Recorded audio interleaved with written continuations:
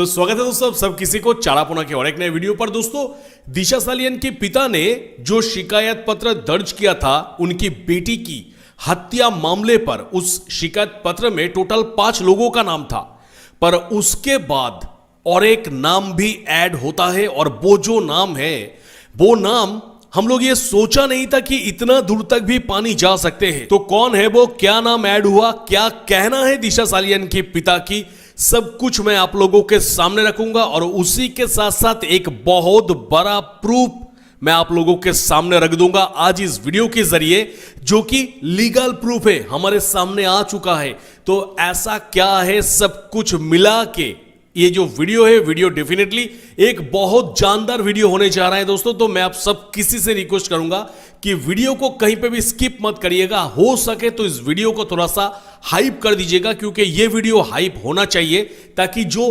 Culprit है, उन लोगों की जो मास्क है, वो हम उतर सके। तो चलिए, दिशा सालियन की फादर ने क्या कहा, क्या नाम एक्सपोज किया, इस वीडियो के जरिए मैं आपके सामने रखता हूं दोस्तों। दिशा की मौत मामले में दिशा सालियन की फादर मिस्टर सतीश सालियन के तरफ से कुछ नाम उन्होंने उनकी शिकायत पत्र पर रखा, जैसे कि सचिन बाजे, परमबीर सिंह, सूरज पंचोली, डिनो मोरिया, आदित्य ठाकरे और रिया चक्रवर्ती। ये नाम तो था ही, बट अभी एक नाम नया करके ऐड हुआ है, वो है सूरज पंचोली की बॉडीगार्ड की नाम। जी हां, ऐसा ही कुछ क्लेम किया जा रहा है फिलहाल के दिन में। जो सोर्स है वो सोर्स आपके सामने है, आप एक बार चेकआउट कर सकते हैं कि मैं सही हूं या फिर गलत। यानी सूरज पंचोली की बॉडीगार्ड का नाम आप सामने आ गया है, क्योंकि चाहे दिशा सालियन के केस हो, चाहे सुशांत सिंह राजपूत के केस हो, दोनों केस में अब दो तरफ की बॉडीगार्ड का नाम सामने आ गया है। सुशांत सिंह राजपूत की केस में सलमान खान की बॉडीगार्ड शेरा का नाम बहुत पहले सामने आया था, जब ये थ्योरी उठा था कि सुशांत सिंह राजपूत को मारने के लिए स्टन गन का यूज किया गया था। और वो जो स्टन गन था, वो स्टन गन किसी नॉर्मल व्यक्ति के हाथों से नहीं आते हैं, वो आते हैं सिक्योरिटी एजेंसीज के पास से। और टाइगर सिक्योरिटी एजेंसी जो है वो मुंबई में है, बांद्रा की उस इलाके में स्थित है, जो कि सलमान खान की बॉडीगार्ड शेरा ऑपरेट करते हैं। और इस तरीके से सुशांत की केस में भी बॉडीगार्ड का नाम आया था, सलमान खान के बॉडीगार्ड का नाम।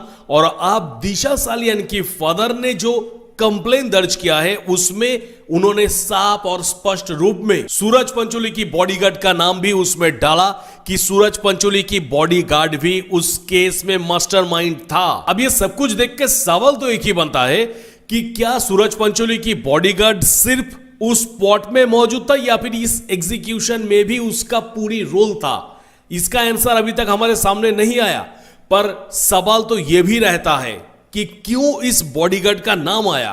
क्योंकि देखिए, ये तो नॉर्मल बात है, सूरज पंचोली, आदित्य ठाकरे, डिनो मोरिया, इन लोगों का जब नाम आ रहा है तो उन लोगों की भी तो बॉडीगार्ड का नाम आना चाहिए, डिनो मोरिया, आदित्य ठाकरे, पर नहीं, सूरज पंचोली की बॉडीगार्ड का नाम दिशा सालियन की मौत के केस में आया है। मतलब मानो चाहे ना मानो, दाल में तो कुछ काला है ही बॉस, क्योंकि सूरज पंचोली की जो नाम है वो दिशा सालियन और जिया खान दोनों मर्डर केस में आया है। और उसी के साथ साथ अब दिशा सालियन की मर्डर केस में सूरज पंचोली अपनी ही घर से एक प्रोफेशनल को लेके गए थे, इसका भी जिक्र हमारे सामने आ चुका है दोस्तों। क्योंकि आमतौर पे ये जो बॉडीगार्ड्स होते हैं, ये लोग किस तरीके से अपनी मालिक को कवर अप करना है, ये उन लोगों को बहुत अच्छी तरीके से पता होता है। अब दिशा सालियन की मृत्यु पर सूरज पंचोली के साथ साथ उनकी बॉडीगार्ड का रोल कितना परसेंट था, ये अभी तक हमारे सामने क्लियर नहीं है, जब तक ना कोर्ट में ये सब कुछ साबित होगा। पर जैसे ही ये बॉडीगार्ड वाला एंगल पे कुछ सबूत कोर्ट के सामने पहुंच जाएगा,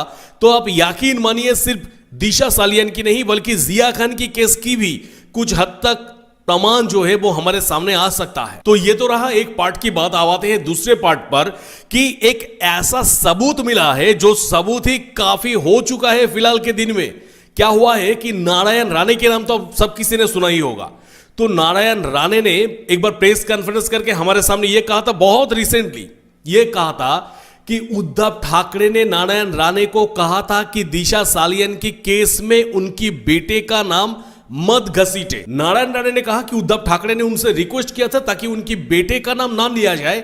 अब सवाल तो इस जगह पे यह है कि अगर उनकी बेटा इतना क्लीन है तो फिर ये रिक्वेस्ट करने की क्या जरूरत है? रिक्वेस्ट की तो कोई गुंजाइश ही नहीं होगा, क्योंकि जब अदालत में जाएंगे तो सब कुछ तो क्लीन हो ही जाएगा, और उसके बाद जब अदालत में जाने के बाद जब उद्धव ठाकरे की बेटा क्लीन हो जाएंगे अदालत के सामने, तब आराम से एक डिफेमेशन का केस नारायण राणे के ऊपर लगा सकते हैं और बहुत मोटी रकम अदा कर सकते हैं। पर नहीं, ये सब उन लोगों को नहीं चाहिए। उन लोगों को चाहिए रिक्वेस्ट करना। वो लोग नारायण राणे से रिक्वेस्ट कर रहे हैं कि इस केस में मेरी बेटी का नाम मत घसीटिए। क्यों भाई, क्यों ना घसीटू? जब आपकी बेटे का इतने सारे सबूत सामने आ रहा है, जब आपकी बेटे की दोस्त की बॉडीगार्ड का नाम तक सामने आ रहा है, तो फिर आपकी बेटे का नाम ना घसीटने वाला चीज कुछ है ही नहीं। जहां पे एनसीबी अपनी डिटेल रिपोर्ट में कह रहा है कि आदित्य ठाकरे ड्रग नेटवर्क के साथ जुड़ा हुआ है, तो फिर उस जगह पे क्यों इतनी रिक्वेस्ट? अगर आपकी बेटा इतना ही धुला हुआ है दूध से, तो फिर इतना रिक्वेस्ट करने की क्या जरूरत है?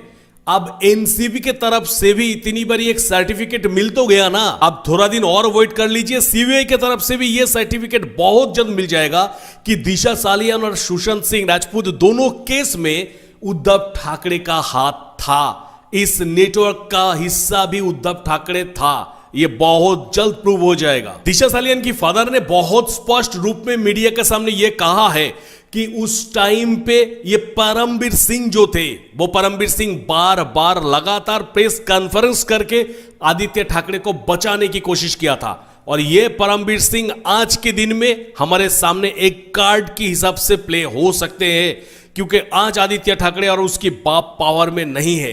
तो फिर वो परमबीर सिंह जब मुंह खोलना शुरू करेंगे तो सब कुछ सामने आ जाएगा। और हालांकि जो शिकायत पत्र कोर्ट में दर्ज किया गया है उसके अंदर भी परमबीर सिंह का नाम है, तो फिर बहुत जल्द परमबीर के मुंह से भी सच आने वाले हैं।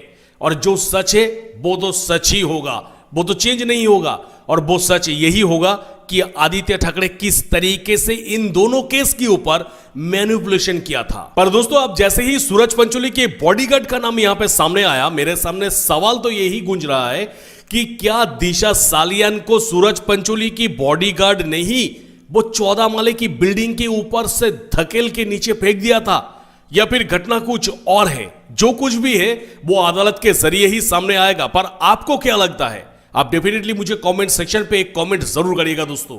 तो बस दोस्तों, इस वीडियो में इतना ही। मिलेंगे मेरा नेक्स्ट किसी वीडियो पे। टिल देन सब कोई खुश रहिएगा, बढ़िया रहिएगा।